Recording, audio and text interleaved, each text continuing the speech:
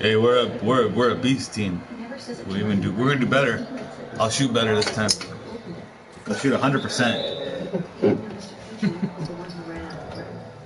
In short, these early experiments on photography in Nensha were put to a stop because after this event, the Nagao family was so disrespected by Mr. Fuji that they never wanted to do any experiments ever again. After being persuaded by Dr. Fukurai to do one last experiment, in the presence of newspaper reporters to clear their name, they agreed that after performing the experiment, the day after Leaking. and also what was found was a brief note threatening the Nagao family, not long after Mrs. Nagao died of illness. It came that Mrs. Nagao had reported these letters to Mr. Fuji in clear detail. Oh, good shit. Mrs. Nagao said she was sick. After Dr. Fukurai had 30 photographs stolen and Mrs. Nagao passed away from illness. I got ball. Step off the ball. Interesting detail to note about these two psychics is that they were both Leaking. experiments of these educated at Imperial University. Speculation goes I did, brother. I did. Mr. Fuji wanted to check outside and had Fuji had basically crafted this experiment to track adding numerous lighting crosses, lines of manganese, and smoke of smoking oil on the bow. I got you. Any tampering by a third party would be made apparent. And sure enough, in addition to the lack of much there was indeed evidence that someone had tampered with the back. It was all very inconclusive and questionable. This led Nagao to distrust Fuji's position prescribed by toxins, and Fuji likewise to distrust Nagao's abilities. Somehow or another, the Nagao family was allowing these positions to be open. Kick it back out. Back out right here.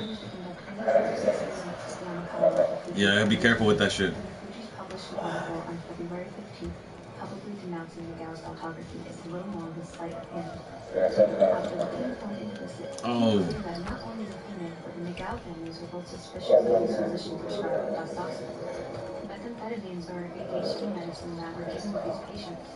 Really strange because it's a company kind of hyper-focused, which also makes me think that they really didn't have much of a choice.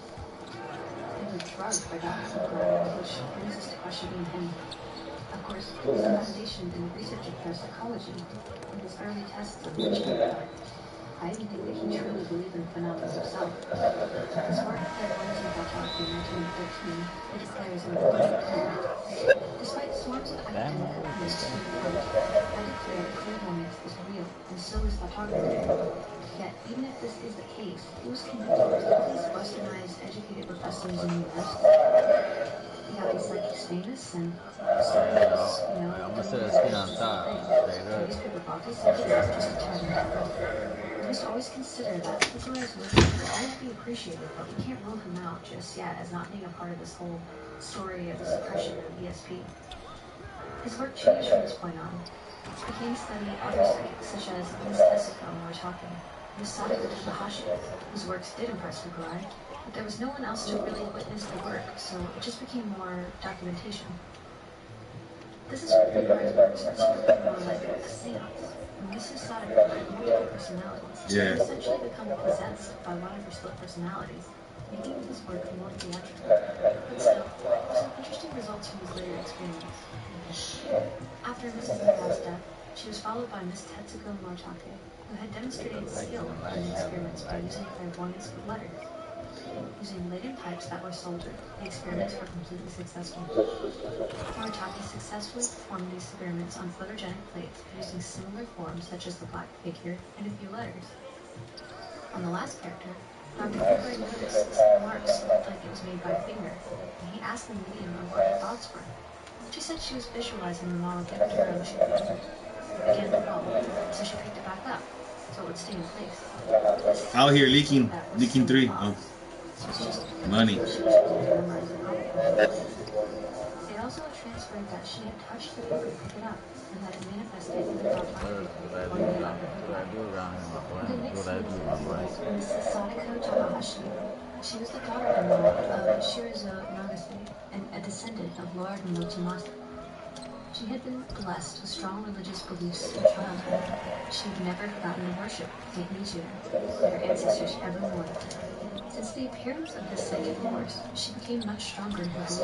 Dr. Fukurai discovered that Splacking our way home, homie. One coined I got, oh, that's my bad.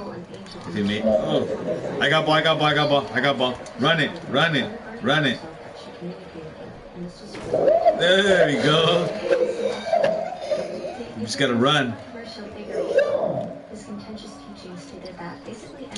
Let's go, run it, run it, run it, run it, run it.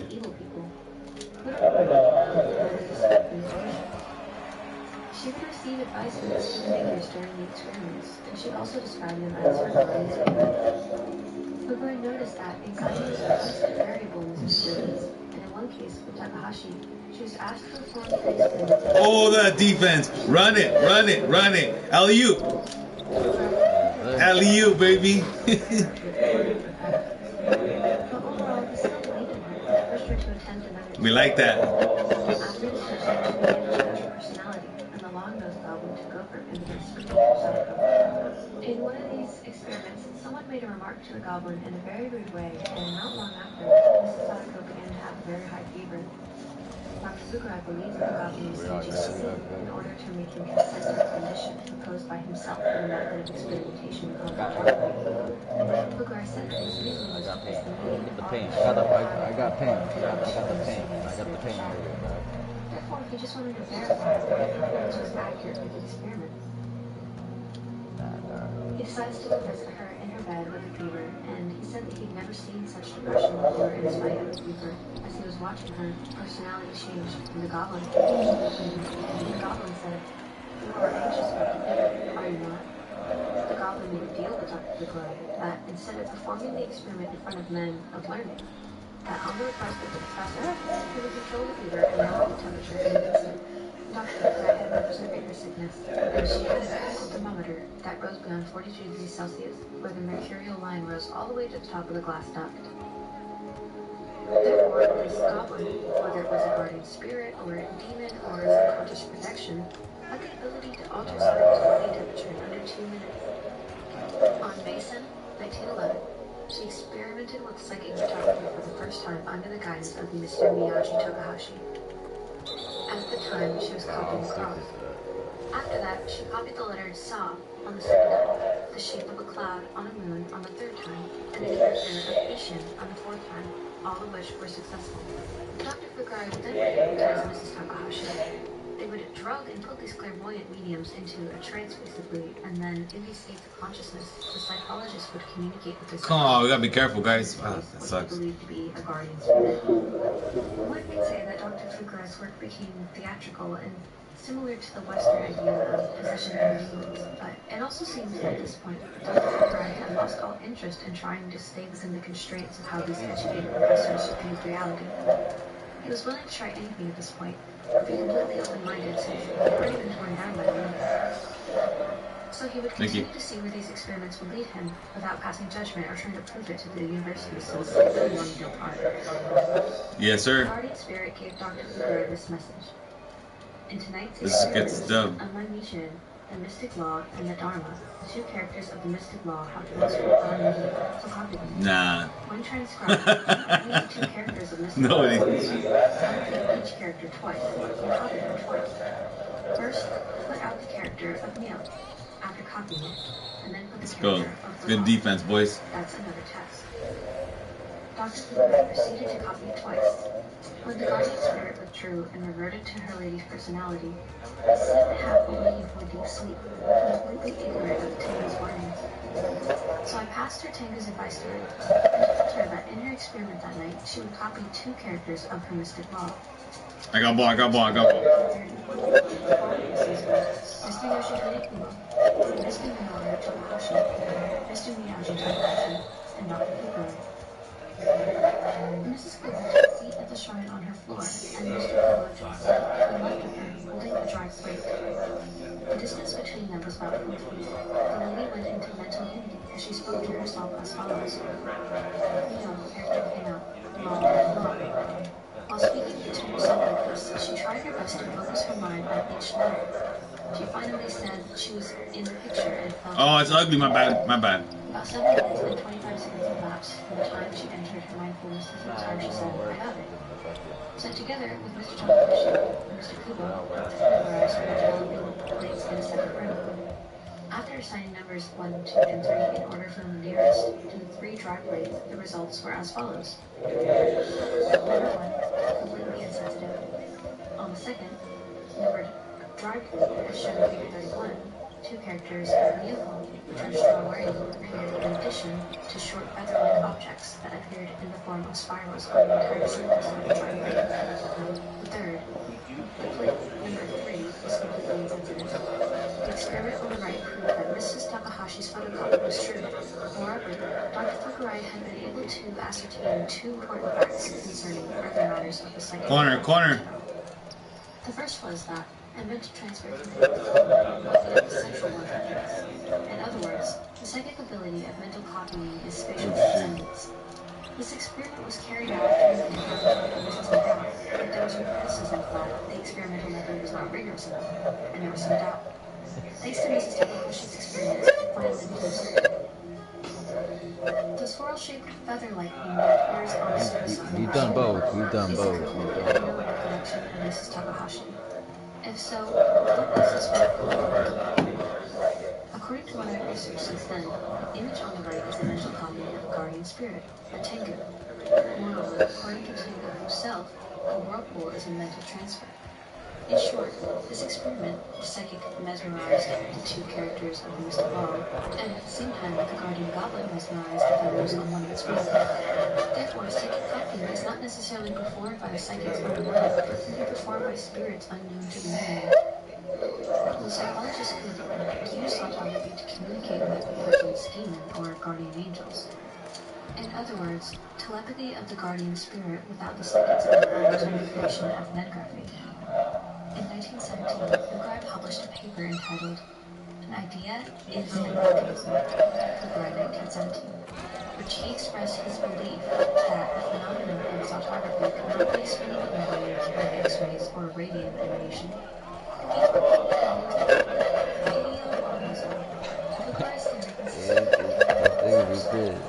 This is Reaper ass, bro. That an idea demands self-realization on a substance. Second, an idea is the force. And third, an idea is kusu, meaning emptiness or void, as it is derived from Buddhism. In the second half of the same paper, presented experimental results from Mr. Koichi Mita, to whom Fukui paid his highest tribute for having the greatest psychical potential. Mr. Mito was said to express his photographic power during various occasions, including a public experiment in Kogaki. If you want to make it competitive, we do. But regardless, it's always competitive. This idea, kennen, or men, in Japanese, was not similar to a thought, and he was unable to translate into English successfully. According to him, the men cannot be perceived by our senses or organs, but it is possible to act upon matter in transcendent ways, i.e. possibly beyond the present-day physical laws. Therefore, the accurate name is mengraphy, as it is not a thought that is projected, but an idea with a mental form that had been concentrated on and created out of men. This Yukai was a well-known clairvoyant long before... Cherry pick, I'm cherry picking. Oh. He began experiments on night.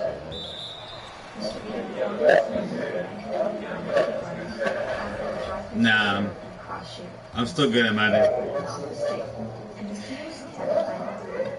I won 2 titles, and the last franchise won 2 titles.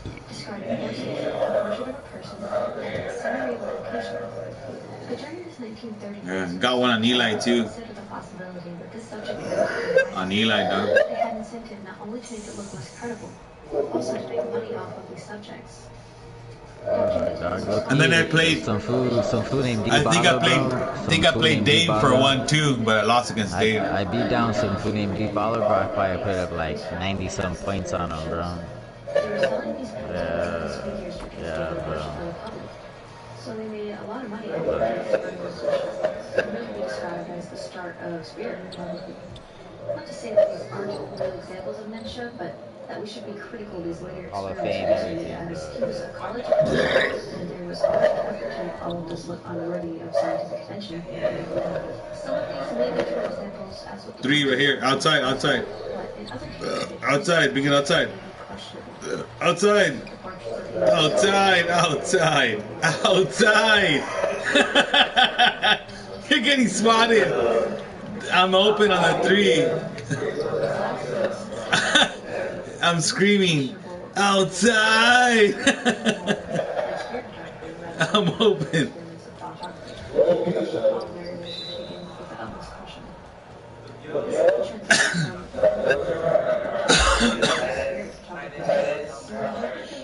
May not have become the person he was a show, leading him to promote his later experiments and further discrediting his theory. Which is strange because Mr. Miyano was a psychic. Yeah, because I run a run heavy offense.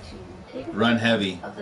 So I use my tight ends a lot. That's 20 years before the Soviet spacecraft Luna 3 sent back the first photo from the dark side of the moon. I slow the game down though. The thing is that you could do balance, but then you give your competitor too much time. So I'll literally burn like the whole quarter, bro, just one drive.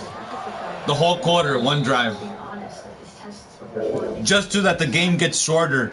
So that way it's possession, you know what I mean? It's possession time. It's no longer because I know everybody's good. Everybody could score. Everybody could score. It's just about possession time of the clock.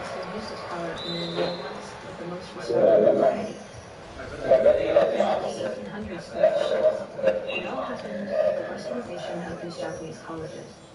Is it possible that Dr. Fukura may have been a participant in this reset? Whether it was known to him or not, it was a tool of the state and universities. You can argue that they may not even be the true founders of moon grafting, but they'd actually known about this from ancient times. Seek out these individuals still holding those psychic abilities to pick them up, hypnotize them, and use them for their experiments and tests if they wanted. Hit me for a 3. I'm open for a 3. I'm open for 3. Open for 3. Oh. Sorry guys, I got all excited. I was open and I fucking held it a little bit too tight. I got the ball, Give me the ball. Give me the ball back. Give me the ball back. Eli, open for 3.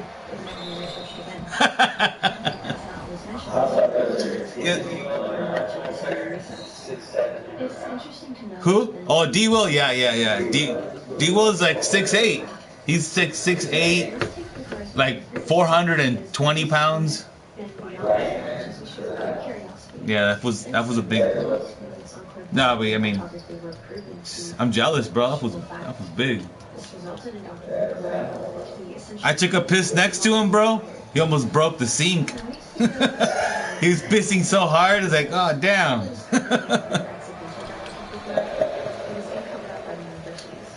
This then inspired others to come forward and take this work and use it for partial works, such as Mr. Newsat on the moon. Back out. I'm open on the outside. 3-pointers. 3-pointer. You'll find that if you type in photography, there are hardly any videos on it, and the ones that do exist don't have a lot of views. I think that's because Oh, I stole the ball and the fucking. They got me a jumping ball. But the experiments on AST is very These topics were studied by Jewel Eisenbud, which strangely many of I didn't even jump, dog. I find that the cases of the Fed serios to be fascinating and very unscientific. No, but that was previous leagues. That was previous leagues. In the last league, I don't think anybody has more than 2. I think it's like a tie. Everybody. It's not 4. It's not 4 titles. You did win multiple titles in different leagues, but not in the last league. In the last league, I think it ended quick. You know what I mean? No one's played it.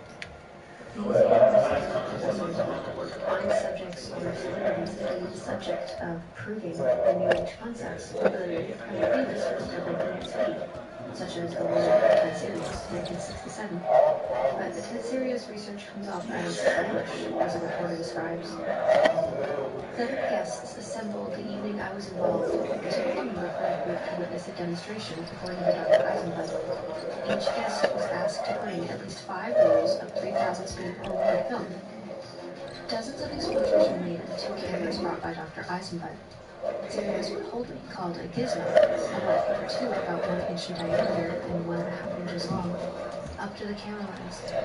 The then scream obscenities, contort his face, and yell no, the signal for whoever was holding the camera to trip the shutter.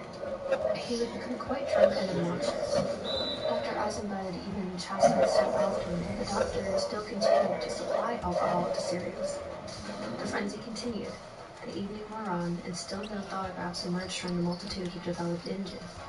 Then, amazingly, after 5 long hours, 3 strange images arrived. Hit that. After Money. to process each exposure. Although with the 2 cameras, he produced 6 blurry images unrelated to the rim's environment. I was puzzled. He often displayed the gizmos Burn it right here. see that it was Oh, it sucks. I got the outside. No threes on us. Sirius became careless. As he was waving his arms and yelling, I saw a No threes on us. No threes on us. paper gizmo that he had always held up to the camera lens. Who knows if this story is true, but No threes. No threes. the level of dedication and precision seen in the preparation of earlier experiments by Dr. Kiglar, where we can be sure that there was no tampering that could have taken place under the many suppositions he proposed. With Sirius, it kind of makes the whole thing look like a joke. Doesn't Push it. matter. At corner. At corner. Some of the text came At out corner. distorted. Admit that these images are pretty reminiscent of AI, but we I'm can fatal at understand that threes. Ken is not using some sort of Fatal. look at the time of the photo. Especially since he also had this mysterious black tube with him while performing this. And why did he have to be drunk? I still don't buy it because they make all these documentaries and turn them into entertainment. Oh, my bad. I find the part with the black I ruined it, dog. I ruined it. Oh! I ruined it, dog! I got corner. Yet, regardless of the impressive quality of these photos, this is an age where photographers are not being hijacked. Let's go. Push it. Push it. Push it. Push it real good. Down, down, down, down, down, down, down. Or setup. Eisenberg was very educated in the occult, but in his serious professor how to remove the alcohol, placed Ted Sirius in a position to become near to the camera and not isolate the touch by his hand. And during his experiments, his hands must rest by his side to verify that no lens in his hands would place it on the camera. None of these variables were easily discussed, but Eisenberg continues to promote his topics on metaphysics that, although it was true, used faulty That's my bad. He's burning me. That was my bad. influence and brought even further disgrace to the subject of men gravity. Yeah, he's burning me, bro. That's my bad. Documentary where they got Ted Sirius as an elderly man to come back to try these experiments again under the doctor's conditions. I got it. And as you can Oh, my bad, bro. Shit's on. You did tell me. You did tell me. You did tell me. I still don't understand. So they do this all day and night. He gets drunk, he lost his ability, and then they show you how he does it. It's not the same thing. You find a subject you truly do not want researched, let's say a clairvoyant, because remember this all started with local psychics in Japan that were getting famous locally for finding rings and predicting events. These westernized universities came in and were like, oh, we just want to test you so we can prove it to the world. Mediums and their families of these ancient and become very rich doing so, to the price that they participated in the process of erasing this knowledge and occult powers in man. The university professors were never satisfied with the experiments, continually making it more and more advanced with further restrictions. I'm playing like shit, bro. My guy's cold. That's fucking horrible, bro. Mediums then implemented their own game, realizing that they never had any intention of discovering or proving full power. No, it was actually the reverse. They had come I'm all sad, bro. entertainment for the newspapers just to build it up as a charlatan's trick. This created its media presence so that they could just tear it down. Only in its origin was it genuine. Yet, as we proceed to the next generation, this knowledge became more used by modern professors like Dr. Eisenbud, who created the image of Ted Sirius and promoted his ridiculous performance just so he could get a paycheck, and then tear him down 10 years later. Why else would you agree to doing a documentary where they could say whatever they wanted about you? And even if the Discovery Channel was lying about them using a lens, it's a solid argument. Why is he holding this black tube and yelling? It just seems really strange. Now that doesn't mean photography as Driving, was a kick out. joke. This just means that it's been attacked repeatedly since its inception. In fact, as early as 1893, The famed inventor and innovator Nikola Tesla was talking of this concept. He was toying with the idea of creating a machine that would allow thoughts and images. Oh, how did they get the ball? What the fuck? That's crazy. Tesla would say this of his wild theory. I became convinced that a definite image formed in thought must by reflex action produce a corresponding image in the retina, which may be read by a suitable apparatus. This brought me to my system of television, which I announced at the time. My idea was to employ an artificial retina receiving an object with an image on the screen, an optic nerve, and another retina in the place of a reproduction, both being fashioned somewhat like a checkerboard, with an optic nerve being a part of the nerve. When we think of proving psychic phenomena, we're usually thinking of some all-seeing psychic who can do it all at any given moment, when in reality it's more often situational. I'm not doubting that there could be psychics who can do it on command with great accuracy, but I think if there were someone like that out there, they'd probably want to remain anonymous so as to either live a normal life and not end up a rabble or maybe just avoid their power and take over the world. I got ball. No. They fouled me. However, I do think that there is a power that anyone can possess. I think it's wired into us, and some people Right here in the are paint. more in tune with it than others. We can only access it in specific scenarios. Much like Raven from That's So Raven, or the characters in the Final Destination films. These are examples of psychic abilities manifesting at either good or disaster. Every religious text has examples of either seeing a vision or getting a vision from the dreams. Something that would be They got corner. nonsense. It seems to have been totally forgotten about or purposely buried Money. in the guise of safety. I can see how it could cause issues in today's social climate. It just seems like an ability that is so powerful. Like imagine being able to make any image from your mind or being able to see behind walls. We typically consider a photograph as valid proof of something being a reality, but that all comes to a crash if images from the mind can be produced, just like the modern reality of Photoshop and AI image creation and deepfakes. To add a little bit more details on the influence of photography it has in the media, let's take a look at the Ringu book and films. The entire story of Ringu is based on the events of Sadako's life, the girl, the two personalities, and the goblin inside of her. I also think that it's worth mentioning that in the original Ringu novel by Koji Suzuki, the character Sadako is characterized as being intersex, having complete androgen insensitivity syndrome, and is supposedly the daughter of Endo Uzumi. Good shot, boys. In the book, it said that Sadako's mother actually recognized that she had been passed away by marriage. We're devastating, eh? We're pretty together. We're pretty good.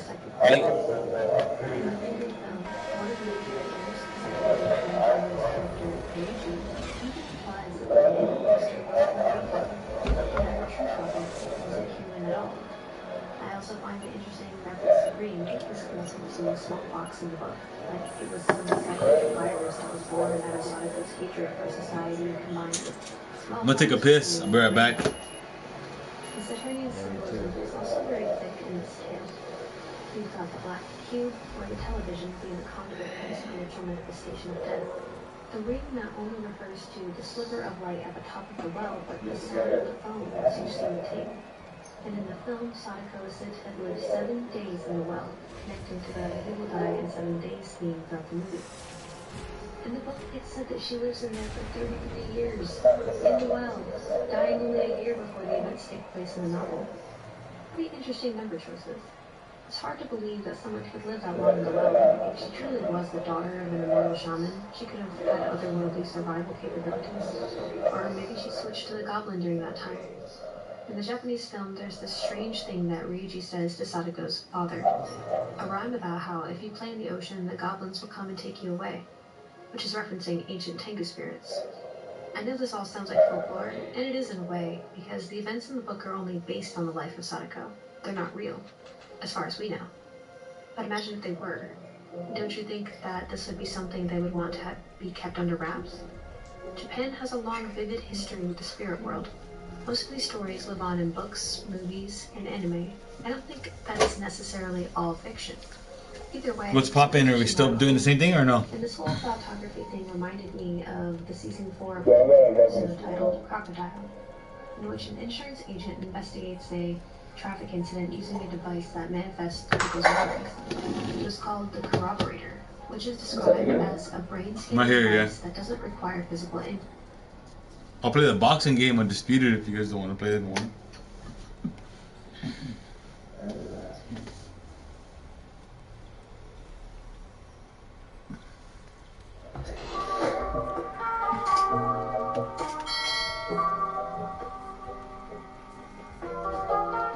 Welcome back, everyone. Following a big win over Memphis on Tuesday. Yeah, I'm waiting for you guys then, so I'm on here right now. Against Toronto, and they were able to pass it with flying colors. Despite an awful third quarter where they nearly went down by 20 points, they were able to win and largely due to the performance of D'Angelo Russell. I think we can all agree that D'Lo had a tremendous. I'm a guard. I'm pretty much like an off guard or like a shooting guard, but and 16 of which came during the fourth quarter alone. I can do all. You did hear that correctly. D'Lo entered the fourth quarter with only 12 points and had a rather rough third quarter. That obviously did not make it hesitant. He really came back at the perfect time for them too. With Anthony Davis being held to only 8 points, they needed somebody to step up. And D'Angelo Russell was a big part of that. In addition to him though, they got great production from their backcourt in general, with both Dennis Schroeder and Austin Reeves chipping in with big games too. Between the two of them, they combined for 41 total points, 12 assists, and shot 14 of 27 from the field. Hey, Austin Reeves for the Lakers, that fool's playing out of his mind. That fucking white boy's playing out of his mind, bro. That's crazy. That fool's developing all crazy. I can't even believe it, bro. Can't even believe it. In my opinion, they are beginning to click, and with how 28 points. D'Angelo Russell is using their offense, he didn't better, and that should translate into more wins moving forward. With all of that being said, though, I will be hoping how close the interviews from tonight's game, and after watching them, let me know your take. Let's go. Invite me to the squad. Am I in the squad? Acknowledging some big-time shots from D'Angelo. Do you look at the bench unit, whether it's Dennis and Austin, but that kind of combination, those huge shifts in the second and fourth quarter as keys tonight? Absolutely. You know, they play so well off each other. They take turns handling the ball. Three of those guys, D'Lo, Dennis, Austin. I'm thinking about this too, though. And you put them out there with Hay or... Matter of fact, should I go my point guard, dog? Because then my nigga D'Lo got off line. Pivotal moments, as you mentioned, in the half out of the game. And even before, you know, those guys starting to run, getting us back in it, you know, we were really flat for most of that third quarter. Oh, D'Lo's gone? In the fourth, was able to run away with it a little bit. We heard some commotion going through the locker room walls. Yes, sir. I guess, can you describe this to see him?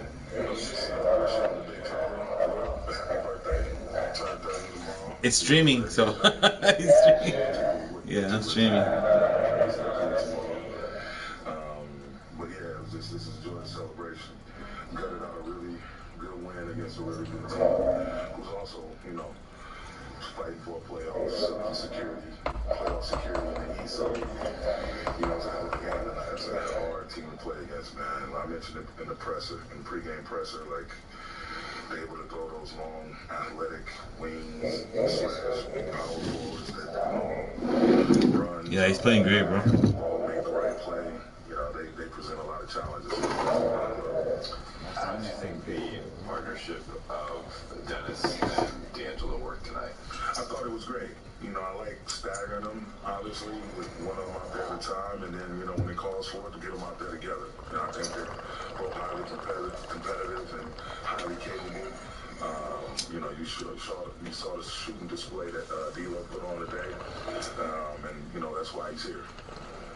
That you and Dennis out there with the bench just seemed to completely flip the game. So I wondered what it is that you noticed during those time periods and how that kind of what the energy in the building was shining back, I guess, on you guys in the court. I just thought we gave it really good. I'm packing it barely, so. For the first 5 minutes and then really making shots. So, you know, we had to make a couple of adjustments and just play harder. I think it was the layup, but it's just like those types of energy plays. It really spreads throughout the team. The next thing you know, you got another guy doing it, another guy doing it. The bench tonight, everybody was almost a plus 20. Oh no, Austin Reeves only had 18 points. My bad. Capable of, because we're so deep. You know, every night it's not going to be like that. You know, starters have been that way, I think, the last 3 or 4 games. So, you know, got to pick it up. What about Daniel Russell's skill set fits in well with this group? He's a really good basketball player that plays the game right way. You don't really see him too many times in the midst of a game, you know, making a wild play. Like, he's very under control, plays at his own pace. And like I said, he was just super talented. You know, the shots he was hitting in the fourth is ridiculous. You got only a handful of guys that take those shots in those situations. So shout out to him. Good to have him back. You know, we're looking to keep it rolling. Austin, you had some buckets when it kind of looked most. I'm ready when you guys are. Thinking about breaking the drought. We're waiting, whatever we're waiting for, I'm ready. Let's take a bong joke.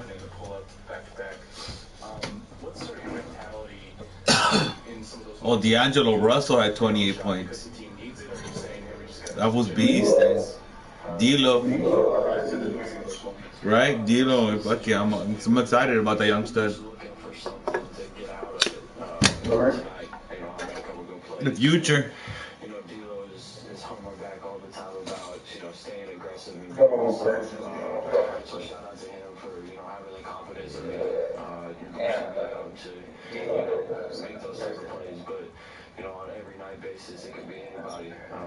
Just tonight, it happened to be me. Made a couple good plays, and then energy in the building was great. It's been a few years since we did one of these, so that game certainly looked like fun. You looked like you were having some fun. And describe all of the emotions that you're playing out there with tonight. I mean, I just want to bring that element to our team. Obviously, we've been through some things, a few ups, some trades, a bunch of random stuff that we can use as an excuse. I just want to bring that fun back to this organization, bring that laughing factor, bring all of that, and let it translate onto the floor. Hey, give me your number, House. Yeah, all right, let's do it. As long as I get that open shot in the 3, I'll hit it, bro. I'll hit it, bro. Let's do it.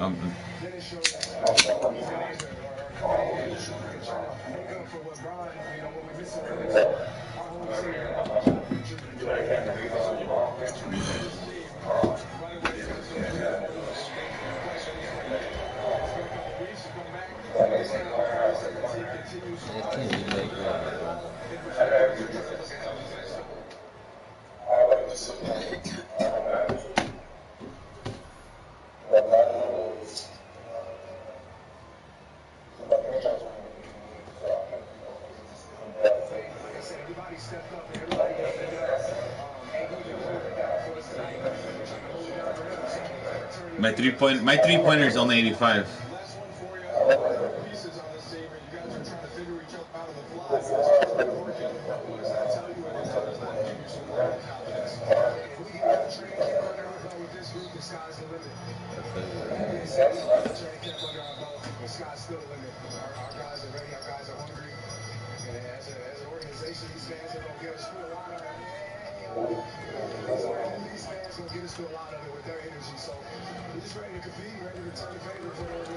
Let's go. I thought I stole the ball.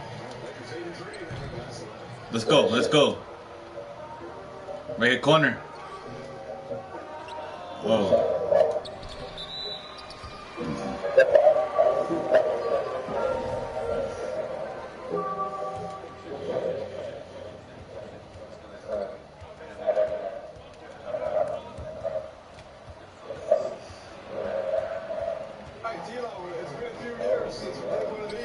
Should have held it, but it's okay.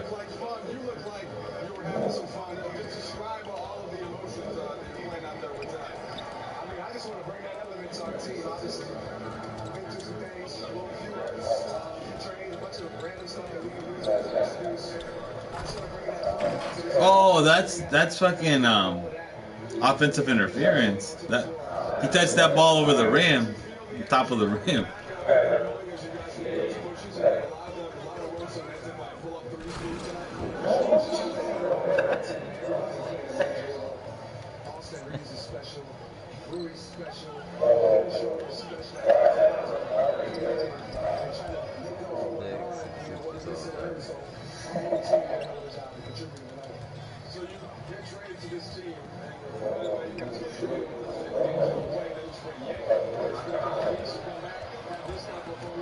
Oh, that's fucked up. What? Oh, that's fucked up. Yeah.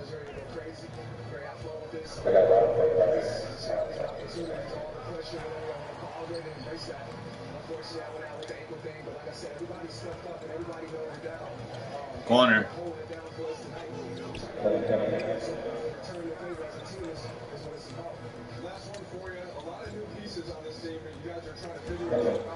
That's right, that triangle.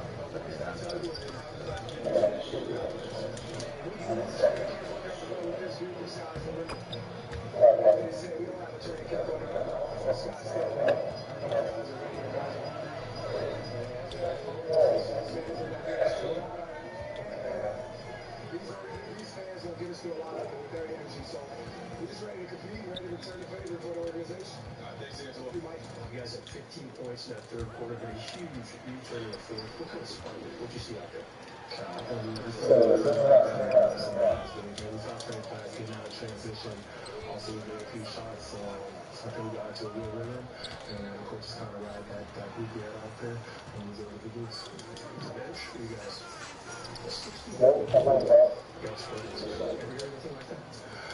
No.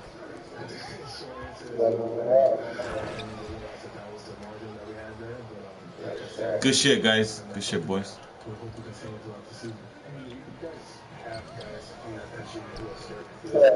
Good defense. Every. Oh, that's my bad. That's my bad. That's not your guys' fault. It's my bad. It's my bad because I was right. I could have stepped up.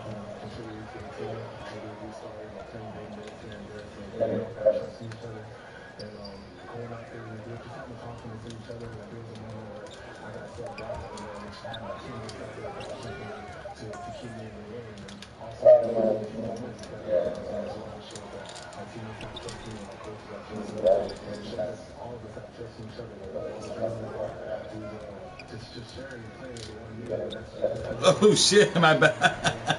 That was ugly by me, bro. I won't do that shit again.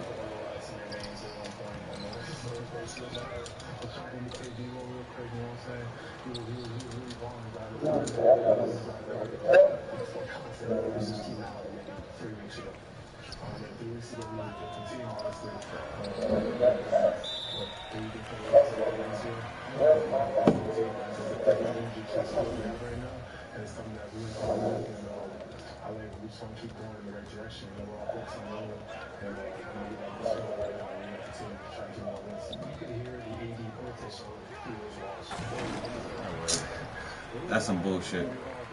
I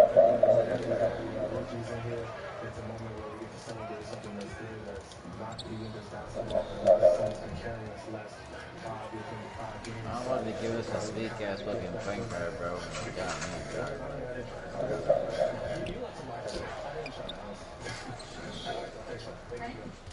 Shots from D'Angelo. Do you look at the bench unit, whether it's Dennis and Austin, but that kind of combination and those huge shifts in the second and fourth quarter as keys tonight? Absolutely. You know, they play so well with each other. They take turns handling the ball. Three of those guys handle Dennis, Austin. And you put them out there with Dave, whether it's Vando, Lingan, Rudy, whoever. My bad, sorry guys.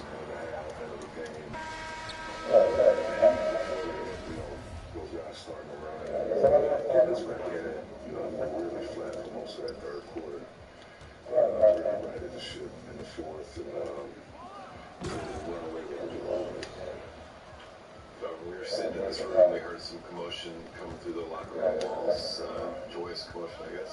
Can you describe to us the scene in there? Just wishing the big fella, Will, a happy birthday. Fuck no, pussy. midnight. I don't know particularly what Corner, there you go, corner. I'm trying to go. tomorrow. But yeah, it was just this is joy celebration.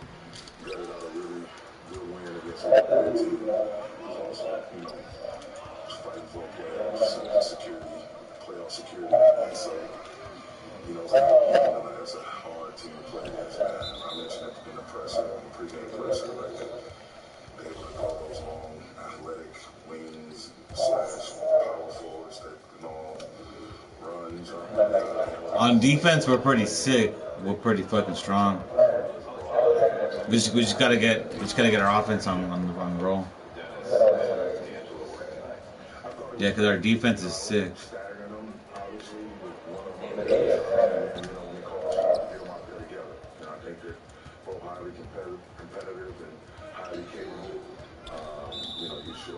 We saw the shooting display that Leo put on today, and you know that's why he's here. Darvin, you mentioned their size, relatively 80% shots.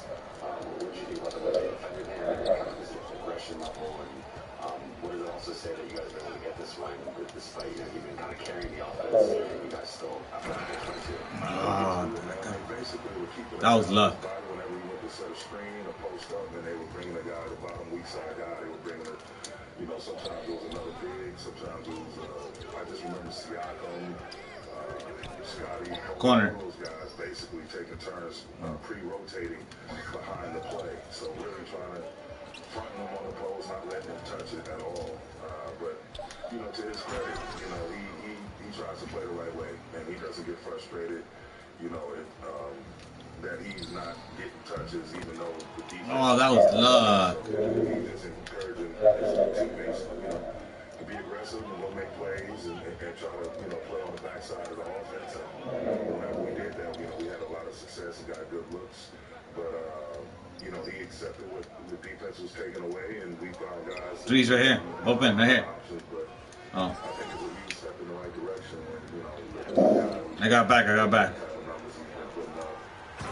Oh, sucks.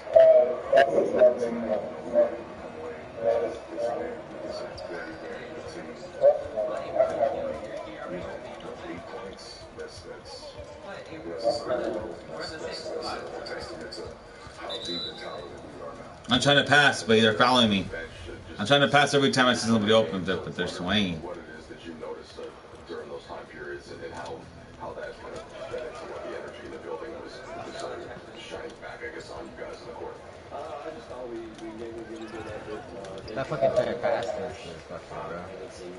We're seeing good shots, so you know, we had to make a couple of adjustments and just play harder. I think it was in the third when Dennis got the steal, he gets the layup, but it's just like those types of energy plays. Run it. Really spreads throughout the team. Oh. The next thing you know, you got.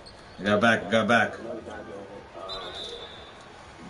Your bench tonight, everybody was almost a +20, and that's what we're capable of because we're so deep. You know, every night it's not going to be like that. You know, starters have been that way, I think, the last 3 or 4 games. So, those are times that, you got to pick it up. What about Daniel Russell's skill set fits in well with this group? He's a really good basketball player that plays the game the right way. You don't really see him too many times in the midst of a game, you know, making a wild play. Like, he's very under control, plays at his own pace. And like I said, he's just super talented. You know, the shots he was hitting in the fourth is really ridiculous. You got only a handful of guys that take those shots in those situations. So, shout out to him. Good to have him back. You know, we're looking to keep it rolling.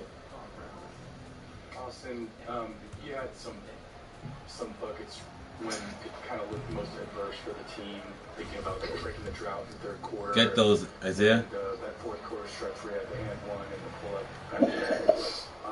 What's sort of your mentality? Looking for your your own shot because the team needs it, or are you saying, hey, we just got to generate offense any way we can? What are you thinking in some of those moments? In those types of situations, you're just looking for something to get out of it. Tonight, I made a couple good plays, and nothing. Let's go. It's on my back all the time about staying aggressive and being myself. So shout out to him for having the confidence in me, boosting me up to make those. Let's go, Eli. But, on every night basis, Give and go. Be anybody. Just tonight, it happened to me. Made a couple good plays, and the energy in the building was great. Austin, right here, our top. Oh, what the fuck's going on? You still won by double digits. What does it say about? We can't fall apart, guys. You guys are in offensively that even on an off night for him, when they're taking him away, you guys can still win by double digits. Yeah, and shout out to AB because the way that they were guarding him really didn't allow him to get many touches. Many looks, 7 shots for a guy of that caliber. It just shows the character that he has. He was just happy tonight after winning, scoring 8 points against them, and they're coming in on my fucking free throw, bro. That's super impressive when you got a leader like that trickles down to everybody else. And then I think it's just the depth that we have. We got a lot of guys, like I mentioned earlier on the radio, that constantly start on this team, other teams. So we just got to use that to our advantage. Oh no, I pressed the wrong button, but oh, my bad. It worked. How much more comfortable do you think Rui has been these last couple games, and what do you think triggered that? He's been significantly more comfortable. You can just tell by the way he's moving. Let's go. We can win this game easy, bro. Let's go. We gotta win this game easy, bro. Let's relax. We just gotta relax. Let's find me on the 3. I'm on the outside. Hit me on the 3. You guys aren't hitting me on the 3, bro. You guys aren't letting me hit my 3. They're forcing me to be the point guard. Let me shoot a 3. Yeah, see it. You guys can't let me shoot, and we're not gonna. Dennis, Wayne just dominated their bench tonight, and really was the catalyst in those 2 comebacks. What was going on with that group tonight? I think it's just the energy and effort that we play with. We're not even shooting 3s at all. We're really making shots at the first of the game, and I think the new unit just brought a little spark to the team. Dennis, being a picking up confident to bring it up, and like I said, those types of plays that kind of trickles down to everybody else. Like I said, you got Mayor getting deflection, down out of bounds, taking the ball. That leads us in transition. So I think it's just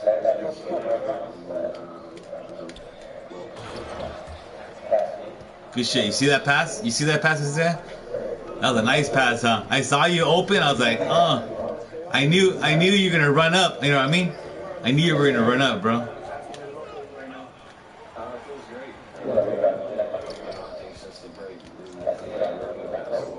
Let's go.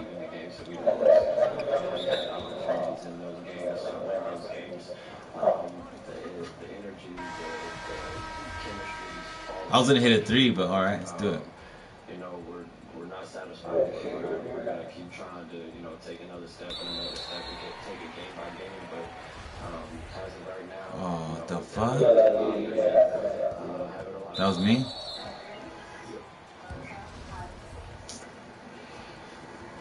D'Lo, it looked like you were letting a lot of emotion out, especially at the end there, and 5 for 5 in the 4th quarter. What was your energy at the end of the game? Damn, that's some bullshit. I was just fun, honestly. I was just embracing it. Simple as that. You work so hard. You don't really embrace the moments when you're in it. Obviously, when I first came back, just itching to get back on the floor. So to get back out there and perform and be out there with those guys, they play at a high level and be able to contribute to that, it's just fun. I couldn't help but smile. Angel, how's your confidence level rub off on this team, or how does it maybe mesh with this team? Because it seems like it's a group that's pretty determined right now. I'm not sure, but I definitely try to be a guy that, you know, if you're lacking it, look across your shoulder and see me kind of, you know, really embracing that and knowing that just having that confidence gets you over a lot. Gets you through ups, gets you through downs, whatever you need. Having confidence gets you through it. So, as a young player, knowing that I Open ahead threes. Oh, never mind. Semi-veteran. Threes. Now I'm trying to embrace that and Open. make it contagious for sure. Oh, good shot. Hard work. How early? I'm just curious on the possession. Like, I feel like you're pulling three. Like, is that something like you're taking the ball out, bringing it up court, and you're like, oh, I'm pulling this, or do you wait till see how the So honestly, I used to take more of those throughout the flow game, and I started realizing they're bad shots as far as offenses. We get a stop, we're pushing it, everybody's crashing, trying to run in transition, and think I'm on the ball, make the right play. Really, I just that might, you know, turn this place upside down if it goes in. And I can feel the energy, you know, if we come down, get a dunk, get a steal, come back, get another stop, get transition, pull up three, they call time. Like, I can feel that. So making it is the reward. That's some bullshit. That's my guy. That's my guy. Wow. There's a play where Jared Vanderbilt was kind of guarding two guys. They weren't really sure what they were doing. He comes up with a steal, hits you, or it eventually gets you for the transition three. You played with Jared in Minnesota. Why do you think he's been available so many times for trade? And what does he bring to this team? I think he brings what he brings to any team. Unfortunately, teams didn't take advantage of it. And I mean, he's a dog. You know, he sacrifices a lot. You know, he tries to play for other guys. He's just a winning player. It comes down to that. So now when he's in the corner and they're leaving him open, everybody encourages him to shoot. Because he's making up. I could have been the guy that was rotating over there, and he could have bumped by a corner. My guy would have been. I should have. My bad. I was trying to be trying to run the ball down the court. To the better shooter and get a steal. And that's just that chemistry. Honestly, just trusted him, knowing that he's capable. And he will, if he has the opportunity, to take advantage of just making up for other guys in the States. What the fuck? How did he? It's fucking covered. He's selfless. To be that good, I just want to give his flowers. I've been around a lot of players of his caliber as well, for him to be selfless and allow guys like me and Gabriel Vanderbilt to come in and stay in the game and control that momentum that we had going on.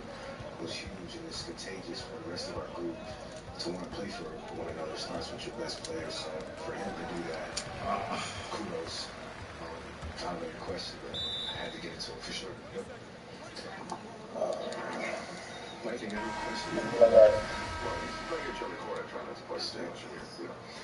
D'Angelo, just as you think about this next just couple of games and how you feel versus like what you noticed in the games that you were sitting with your ankle, and what were you kind of coming into this game thinking, here's what they need from me? Energy. I keep saying it, but the fans here, I know this from being here. The fans are ready to explode, you know, at a certain point in the game. This could be the start of the game, and then it dies down a little bit, and then in the third quarter, fourth quarter, they're ready. So I know that. I just want to bring that energy and kind of give them that, you know, bandos, making all these Dennis Rodman plays for us. I want to be the guy that's hyping up the crowd and letting them feel that more, because it's huge for us. You know, you got Austin Reeves coming in, dominating the game, Stroker, those guys dominating Rui. I want to be the guy that's kind of hyping that, you know, because this should go unnoticed, and our fans are the first ones to kind of, you know, put a batter in somebody's bag that has a little momentum. So why not the right things? You know, not always the BS that goes around. So just try to bring that positivity and embrace it, what our fans have to offer, and give it to them as well. D'Angelo, how do you feel sorry guys. the opportunity that's in front of this team? Over these next 16 games, I mean, the West seemingly every day gets a little weirder with a team that somebody gets hurt in warm-ups or something like that. Like, what is the opportunity that's in front of this team, and how do you view it? I think, it's a big opportunity. Good shot. Good shit, guys. Trying to simplify it and keep it simple. And that's just my message, whatever I can relate on. Obviously, it's a lot of pressure, it's a lot of attention, it's a lot of, whatever. But it's just still one game at a time. It's still just basketball. Let's go. Let's win this game, guys. Let's win this game. Coming out there and doing it. Take it, or we're going to kind of let it just flow by. Like I said, everybody seems passionate about Push it, push it. And I think that's all you need. Just a passionate group that's willing to fight together and compete every night, no matter who coach throws out there. And tonight, our bench and our other guys kind of got it done for where we were struggling for a moment, and that was a product of us playing for each other. So. Last question, Kyle, and then just so you guys know, Dennis is going. D'Lo, you were just touching on it, but bench 61-12 advantage over Toronto's bench. What energy did you take from that, and what did you think? Dennis, let's go, boys. You guys are doing great. Guys who stepped up when you were out. What did they lend in terms of identity to that group? I think they held it down well. Like, we may have lost a game or two, but I think they did a great I fouled his ass. I was angry. Just free-flowing and just being aggressive. All the attention was kind of on AD.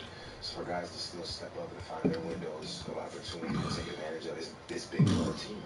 I don't know what the past looked like, but the more we can have everybody aggressive and assert themselves into the game, it makes us hard to guard as a team. And I try to continue to get the Troy Browns, the Vanderbilts, the Beasleys to be aggressive. Like, it's easy to guard LeBron when everybody's watching. But if you got somebody that's next to him that's a killer, he's willing to make something happen. You can't just watch LeBron. You got to watch your man too. And I think that's our goal. Just continue to be dominant next to these guys. AD, Brown when he's back, like continue to help those guys by being aggressive in our own way.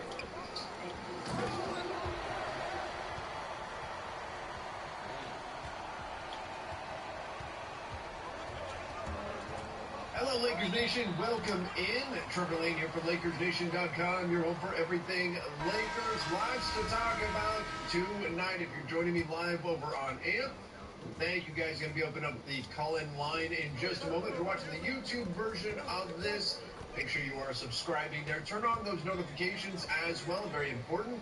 And then if you are listening to the podcast version, of course, welcome in. Make sure that you are giving us that 5-star rating and review over on Apple Podcasts. Great way to help out the show. Lots to talk about today. We've got an updated injury report for the Lakers. Gives us some hope. We may see a closer to complete Lakers team, slightly closer, I guess, to complete Lakers team. As we're recording this, it'll be tomorrow. If you're listening to the podcast or watching the YouTube version of this, it'll be tonight. That'll book ahead. Yeah, that'll book ahead. Retirement as well. We'll be talking about that a little bit. We are keeping an eye on doing good. Pelicans as we get this show started. Knotted at 59 at halftime. The Lakers. I'm playing under my shit. And tons to get into around. Oh no. Lakers once again will be opening up the call-in line. We can't have turnovers, eh? Let's start with this. So I chose for the song for this intro. And we can pick a song to intro the show with. And today I chose "When I Come Around" by Green Day, one of my favorite bands. And I picked that song because, well, when I come around, no need to search the world around. Yeah, we'll know when D'Angelo Russell is back in action. There's been so much talk about when is D'Lo coming back? How is he still out? How is Dennis Schroeder able to play the same game that his ankle touched the ground? How is he able to play the next game? Missed no time at all with a grotesque-looking ankle injury. D'Lo, just a little tweak. He's missed 5 games. Well, not everything is equal inside that ankle there. Sometimes how far the ankle turns is an indication of how much damage was done. But nonetheless, we've had all this discussion, all this talk about when is D'Angelo Russell finally going to come back to the Los Angeles Lakers. And now we get this update that D'Angelo Russell might indeed be coming around tomorrow against the Memphis Grizzlies. He has been upgraded to questionable. This would be a big deal for a Lakers team that, quite frankly, has very obviously been missing a lead ball handler. You could see How's that getting stolen? It's crazy. Short, let's face it, they're really missing their two lead ball handlers because LeBron James is out as well. But D'Lo getting him back, I think, would go a long way towards stabilizing this Lakers team, towards providing a little bit more shooting from the outside, some different looks that you can provide. Teams that are sagging off of Dennis Schroeder can't do that against D'Lo. Not to say that Schroeder hasn't done some good things in D'Lo's absence, because he has. But Schroeder and D'Lo Fucking shit, bro. I'm sorry, guys. out on the floor. You can do different things with Russell. They left me open. It's going to be important for the Lakers to get him back. Hopefully it happens against the Memphis Grizzlies. Again, 5 games. It hasn't been easy without him. You know, the Lakers didn't get the win against the Golden State Warriors. That was huge. My, oh my, would Lakers fans be down in the dumps right now if they did not get that win. Dropping the game to the Minnesota Timberwolves, though, for the Lakers, they need to find a way to start stacking wins. They can't do this 1 win, 1 loss thing anymore. 2 wins, 2 losses. That has to fall by the wayside. They've got to figure out a way to stack wins, and the way you're going to do that is by having a healthier team. Now, I will say this, not as big of a deal as getting D'Angelo Russell back, but still worth noting, Mo Bamba now out with an ankle injury, will miss the game against the Memphis Grizzlies.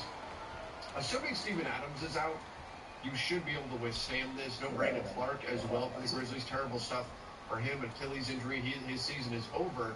So I don't know if this would have been a Mo Bamba game anyway. But the Lakers will have no Bamba. I don't know if maybe they need to invest in some ankle braces or what. But the ankles have not been kind to the Lakers this season. For whatever reason, they just continue to suffer one ankle injury after another. All right, we'll bring in guests to call in just a moment. Like I'm frozen here on my end, though. Let me see if I can get this fixed, and we'll bring somebody in just a moment here. Give me the ball. I'll take the ball. I do want to get into around this team, and I talked about this a little bit on the last podcast, is Rui Hachimura, his play. I know a lot of Lakers fans have been really frustrated with him. Haven't been happy with what they've seen. How did I miss that shit? Come on, man. That was a perfect fucking green. As we bring in our guests, there we go. Well, that wasn't, but we're gonna bring in our callers here. Oh, and we've already got one jumping in. There we go. And first up on the show, Drew Potter. Drew, how you doing? I don't know, Trevor. I was doing pretty well, but a friend of mine, he gave me some numbers that kind of discouraged me. I'm not gonna lie to you. Oh no. What are those numbers? He said he sent me a text. I don't know what made him send me this. I was having an amazing day. He sent me a text. He says, you know, if the refs give us those calls versus Dallas, Saint, Boston, and Philly, the battle on Western and Philly, the Lakers could pretty much be, what was it, 35 and 29 or something like that now, which would be good enough for the 5. I'm like, you know, who wants to hear that right now? Why did you text me that information? Of course I know that. But besides that, I kind of, yeah, I guess. Yeah, I mean, that's the unfortunate reality of the Lakers season. They've had so many games that were right. Good game, bro. Even though we lost. They could have won. You could say they should have won. You know what I mean? Like, you know what I mean? Like, I take the wins as much as I take the losses the same way, you know what I mean? They would be easily. I don't worry about them. And that's, to me, good shit, though. Look at that glass is half empty, and you could say, well, man, this team shouldn't even have to be fighting right now to get into the playoff mix. Right now, they're sitting as now the 12 seed because Portland won tonight. Portland has some really tough games coming up, though.